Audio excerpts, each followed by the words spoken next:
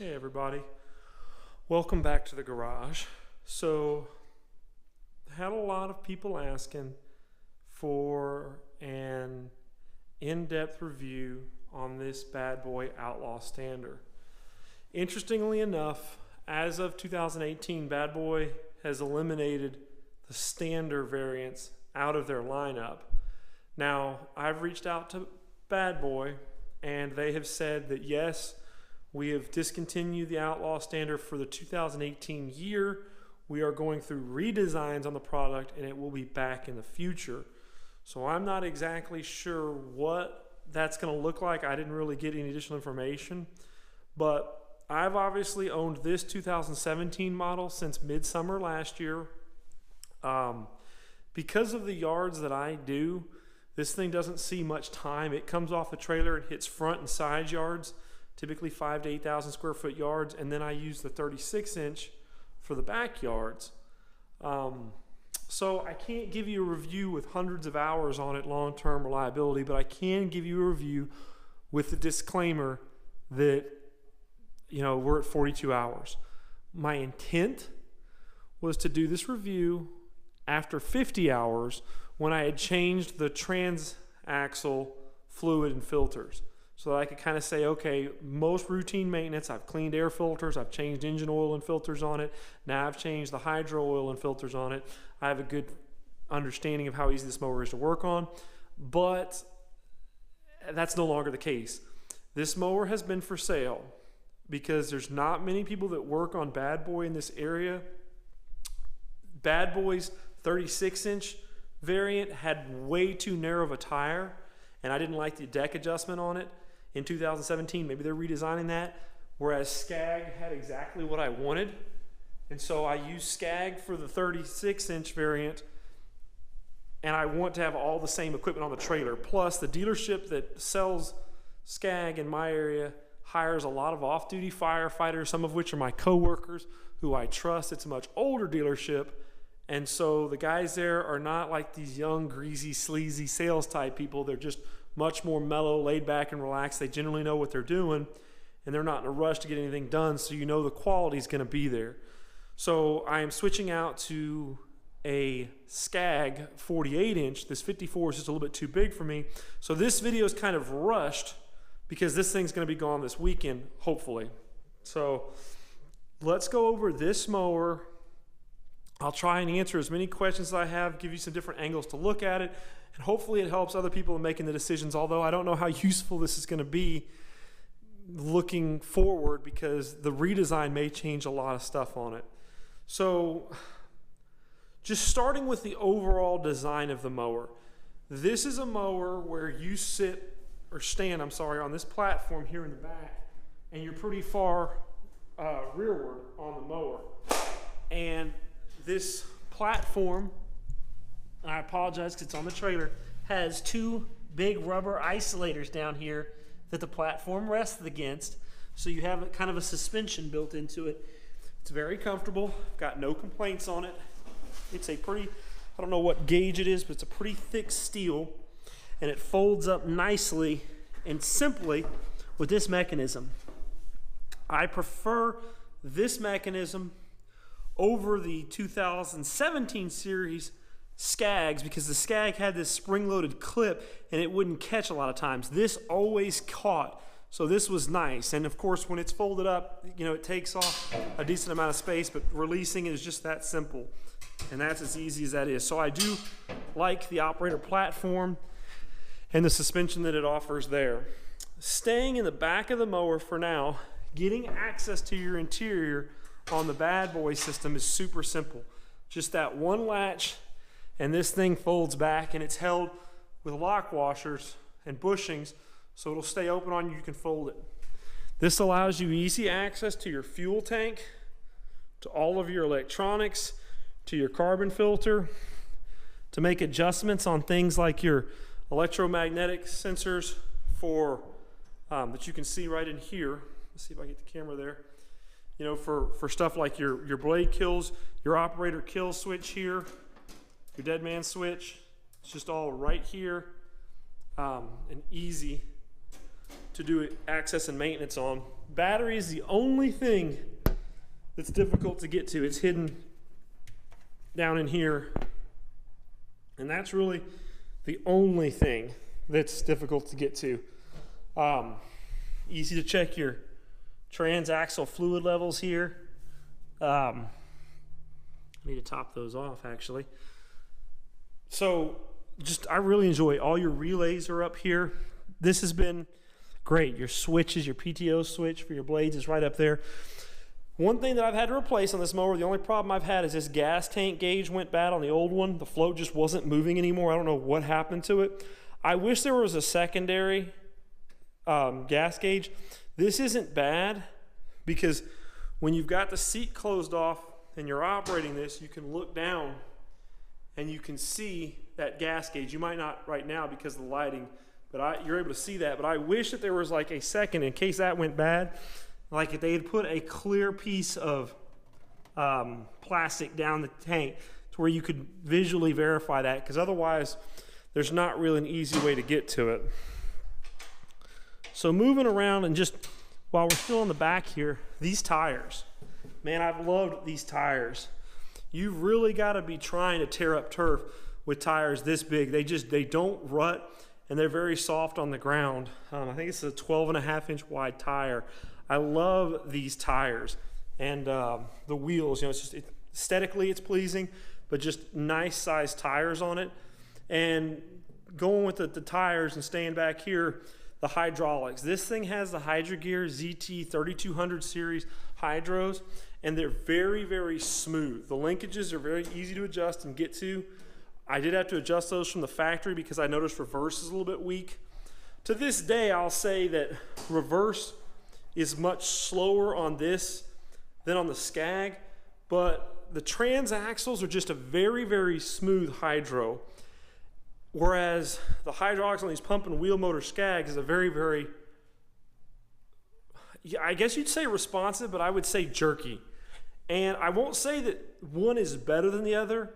I will say they're completely different animals, and it really just depends on what you like. This thing feels like I'm operating a backhoe. It's just very, very, very, very responsive and jerky, whereas this is just a smooth, come to a stop roll. Everything is very, very smooth on this. The way they design this, as you can see, like on the Skag, everything is kind of sucked up in there, which makes pretty good for weight distribution. There's a lot of weight on those casters. On this guy, overall, it's built like a darn tank. You do have removable front forks on this thing in case you did damage something, but man, you'd have to be trying because that's some thick metal. But this engine is completely easy to access. You've got easy access to your oil filters down here. You've got a oil filter tube, which I basically don't find this extremely useful because it literally comes to a stop right in here. But if you attach a garden hose to the end of that, like cut off a little section of hose, you can then extend that out. The muffler design, I don't like how it's low like that, because when you're putting some water on the deck and scrubbing things off, it's very easy to splash water into that exhaust, and I would hate to do that. However, on the flip side to that, I will say that on this mower, when you're reaching around touching stuff, you've got to be more cautious. The pro to this is it's nice and recessed down, so you're not going to accidentally burn yourself on this guy. It's out of the way, which allows you easy access to your carburetor, so there's that. Again, coming over here to the other side of the engine, you've got very, very easy access to your starter and your fuel pump. Air cleaner, just a simple, same thing as on any Kawasaki FX engine. This does have the 730V. Just easy to access and easy to do any maintenance. I love the BadBoy grass flap. This rubber is not what they use, just a heavy duty rubber. It's not like a plastic, so it just bends and gets out of the way.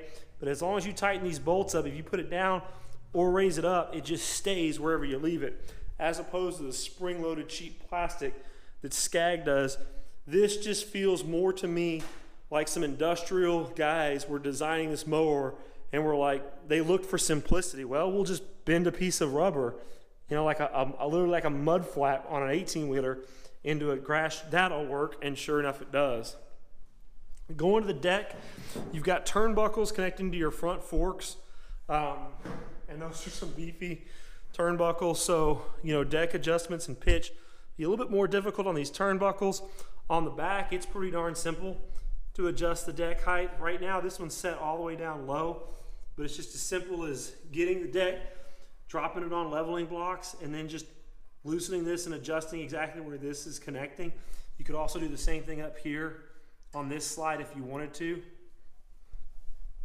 I'll go back to the deck height adjustments in a second, but you can see, and this is universal to any zero-turn mower, because the engine's so far forward, you know, you've got your electronic blade clutch back in here. It's not going to be easy to do any work on this mower, but this isn't specific to Bad Boy. This is any Stander. So far, I've had zero issues with the Stander. You do have sealed bearings, so there's no greasable spindles on there. I'm kind of, the jury's out on whether or not that's a good thing or not. This deck is some pretty darn thick steel, and it's got reinforcements in different places, but it's that ArmorTech deck, so no complaints there. I mean, the thing is just, it's solid. You got your belt routing guide right here up in the front, which is clear. One of the things that I do on this mower is when I need to service it or get underneath it, I take a 2x4 and it literally just fits perfectly right in there. And of course I use a longer one that'll go all the way across here. And that way I've got a 2x4 right there holding the forks, and then I can put a floor jack underneath that, and I can lift the deck up to get it clean, although it still doesn't really lift it as high as I need it to. Cleaning underneath the decks on these things is a little bit of a challenge. Unlike a zero-turn rider, where there's not much weight on the forks, the weight distribution on Standers is much more forward, which is a good thing for stability, but it's more difficult when it's time to clean underneath. So you've got another deck belt, sorry, not a deck belt, but a drive belt pulley layout right here.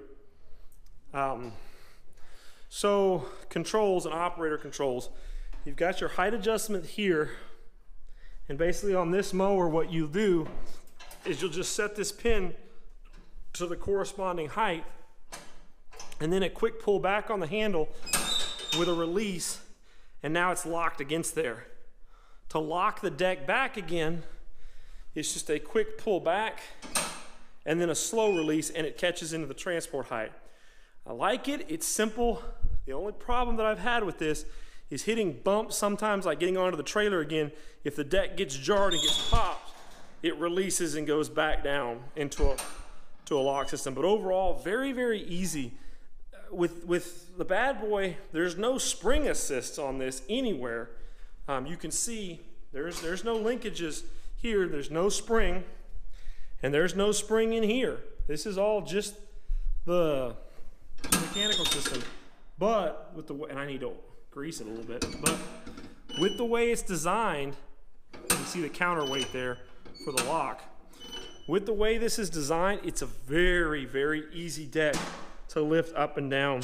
And I said it on a previous video, literally easier to lift this deck up and down from your standing platform than it was to lift the 36-inch spring-assisted deck on the old Skag. And even that Skag, that's a lot better. But the way they've got this curve, it's just a very natural position for you to be in when you're up here. Got our parking brake here, just easy to access. You can set inside there, you can easily get to the sensors in case they malfunction, because this thing basically, there's no locking mechanism for the hydros. So with the parking brake engaged, the only thing preventing you from damaging the hydros when your parking brake is engaged is that as soon as those electromagnetic switches read an input here, but the electromagnetic switch here reads that the parking brake's engaged, it stalls the engine out. Whereas on the Skag, there's actually an interlock in addition to the electronic switch. There's an interlock that actually prevents you from manipulating the control handles on that. On that mower, the dead man switch on the Skags is now located in the foot platform. On this, it's right here. Now, if you're sitting there and you see an object or something like that, it's pretty easy to just go right or left-handed, hold that down, step off to the side of the mower, pick or move whatever you need to go up, and go off again. Obviously, safety becomes an issue there. But with this mower, in order to dismount it, you would need to disengage the PTO and engage the parking brake to some degree, and then you can dismount with the engine running. If the parking brake is not engaged and the blades are not disengaged before this operator switch, then it's going to kill the engine. You got your throttle control right here. This bar kind of gets in the way of the throttle control a little bit, but this is something that I've found is kind of common on almost all Standers. It's just a little bit of a limited access thing here. You got your oil light, your key start, hour meter, and then of course your blades and your choke are all right there. But again, overall, just no complaints with this mower. The deck does seem to cut a little bit low. I think it's just because it's literally set at the lowest position it can be from the factory. And I think it should have been mounted a little bit higher up, but I never bothered to do that. Easy clean outs here for the cooling fins. You can unscrew these and open that up, and that gives you access to the dust caps in there. But just very easy to take your blower in and blow stuff off on this engine and get to everything. The only thing that I think would be difficult is if you ever had to mess with the blade clutch, because there's just not a lot of room underneath here to get in and get to anything, because the engine's sitting right on top of everything. As far as the transaxles go, there's adjustments that are fairly easy to get to right here. Changing the fluid out on these guys. I don't know if the camera's going to be able to view it with the lighting that's available, but my plan is just to chalk the front wheels and then lift this back end up. This is a pretty heavy piece of steel here that's rolled over. So you could have put a jack here and lifted this up and then put jack stands on either side, and then literally just gone to the front of the mower with a 2x4 trick I showed you guys earlier and lift that back end up at the same time. We'll go sideways in here so you guys can kind of see, but basically it's very difficult to see right now. This may be pointless, but your filters for the transaxles are just right here where my hand is. They're literally right there. There's a little protective shard you take off, and the transaxles are right. The filters are right there. There's a little. Anybody who's ever seen the ZT series transaxles on a standard mower will know there's a vent bolt that you just unscrew on the top of the transaxle when it comes time to refill them. When you unscrew that, you basically just fill these overflows with fluid until you start to get fluid coming out of that vent. You then cap that vent off, and now your transaxle's full of fluid, and then you just fill these up. But the fill line is actually very, very low on these tanks. You basically barely put any fluid in there at all. There is darn near zero access to your, you're not going to do any access from above to those pumps. There is cooling fins. There's metal cut out. I don't know how well you'll be able to see that, but there's basically a little metal cutout where these things can pull some airflow down in onto the transaxles to cool them. But again, all work on the transaxles would have to be done from the bottom of the mower, and you just need to jack the mower up to get to that. But they're right here in the back, and so if you did have the mower jacked up with the operator plate folded down, you wouldn't be looking at something hard. Very comfortable platform, operator pad here, got room for electronic devices and drink holders. I never use those. All of this stuff has built-in drains on them, and those drains kind of run right through there. They got some clear plastic that literally runs down here to the bottom, and so they drain out. They don't drain like into the actual pad. But aesthetically, it's got, you know, the BadBoy emblem is imprinted on that. Just a comfortable pad. I like the color scheme. Overall, have loved the mower. No complaints with this mower. Like I said, the only reason why I have decided to get rid of it has been because I want to have all one brand on here, and because as far as service goes, I trust the guys at the dealership that does the Skag. A lot of them are co-workers, and so I know what I'm getting into on that. So yeah, that is my overview of this mower. It's been great to me. It'll be coming off the trailer this week when I go out and do yard. Well, actually it won't, because it's supposed to be gone Saturday. So I'm interested to see what BadBoy is going to come up with next. I don't know. I won't purchase a BadBoy in the future until they get wider tires like the Skag has on their 36, because before the Bad Boys was like a 7.5 inch wide tire. That's too narrow. We need bigger tires. And if anything, I would say to all manufacturers, narrow my operator foot platform. People's feet aren't that wide. Yes, I get why you're doing it, but narrow that in and give us wider tires. I would personally, and I think other operators would rather have the inconvenience of having to stand with my feet literally, you know, a little bit closer, maybe an inch or two apart, and I would take that over having to use a walk behind or a push mower in some of these areas. If I could just use a 36, something nice and fast like that with a slightly wider tire. In my particular area, this thing has not been rutting, but we have very thin topsoil layers with a very hard clay and rock soil below that, so I have not had the chance to see what it is like in areas where there's a lot thicker soil levels. It might rut there. This thing though, I'd never worried about that. You've got massive pneumatic tires in the front and huge 12.5 inch wide tires in the back, so no complaints on the Outlaw. If you guys have any questions, please post them in the comments below. If you're watching this video, today is April 26th or something like that, 2018. If you're watching this video weeks, months, or years down the road, I won't have this thing anymore. If you're watching it in the next couple hours and there's something that I missed that you guys would like me to address, I'll pull the camera back out and try and get it. This thing has been a massive source of traffic for the channel. A lot of people have been interested in this particular mower. I have enjoyed it. Again, other than the fuel tank gauge going bad and being replaced, which I was easily able to replace that. You guys saw how easy it is to get there. And the deck cutting a little bit low, and I've just been too lazy to adjust it during the off season. Zero issues out of this thing. It starts and runs great. The clutch is not as smooth as something like a Skag, but it's not anywhere near as expensive of a clutch as the Skag, and so it does its job well, and no complaints. Visibility on these things is excellent. You're not going to get any rutting, and the thing's built like a tank. So we'll just see what Bad Boy comes out with in 2019. Thank you guys for watching. Hopefully, for those of you guys who are not just interested in this, but the channel overall, I'm planning on doing an overview on this. It is almost time. I think we're at like 4.5 hours on this thing. It's going to get a lot more hours because on Tuesday, that will be the only thing operating, and this guy will be gone. And the new Skag, the 48-inch, won't be in by, it might be, but it won't be in time to mow. So it'll be in after that day. So we may be doing the oil changes on that.